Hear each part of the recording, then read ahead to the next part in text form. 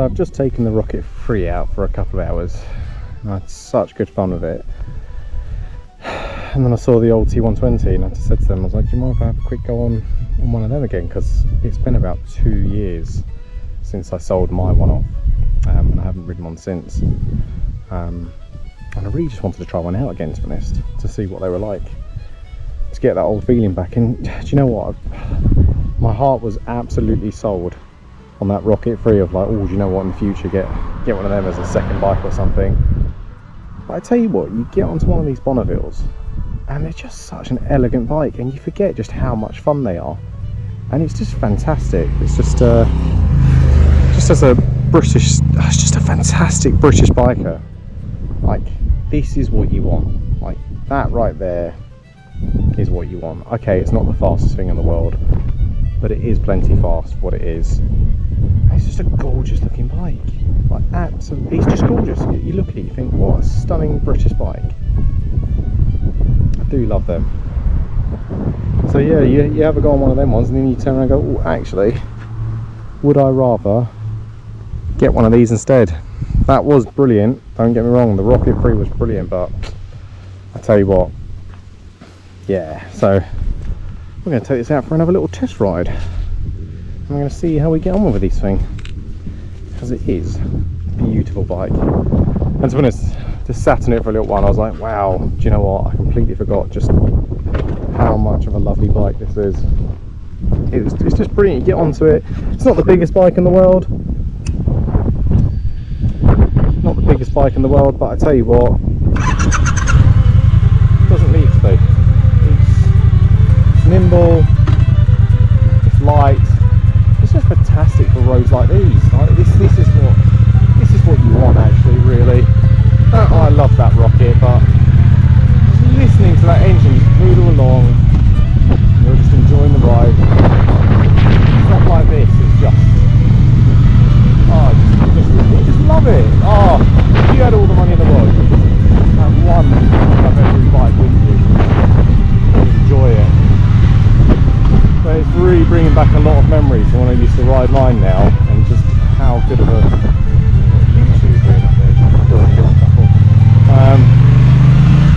yeah, you just turn and go, wow, I forgot how such a fantastic bike it is, and having that 1200 is lovely. I've not ridden a Royal Enfield yet, but having that 1200 does make a world of difference. Just be able to ride, it's brilliant. It's just got just enough little power to it, you can really hunker down. It goes quite lovely. Woo! Well, what an enjoyable bike to be on. Honestly, British countryside, riding a bike like this, it's a real lovely feeling. And it's such, I tell you what, I do think as like a beginner, if you're a beginner rider, I think these bikes are fantastic, because I just think they are so forgiving. And that's another thing, that's what I like about it so much, it's a forgiving bike. I remember when I got my one, the first week, got my licence, the first week I did, I jumped on it, and I took it up to Lake District, and I did like 4.5–5 hours straight, and do you know what, I was absolutely fine. I know that's newbie riders means you don't feel any pain whatsoever, but again, put your panniers on the side of it, and you just ride off.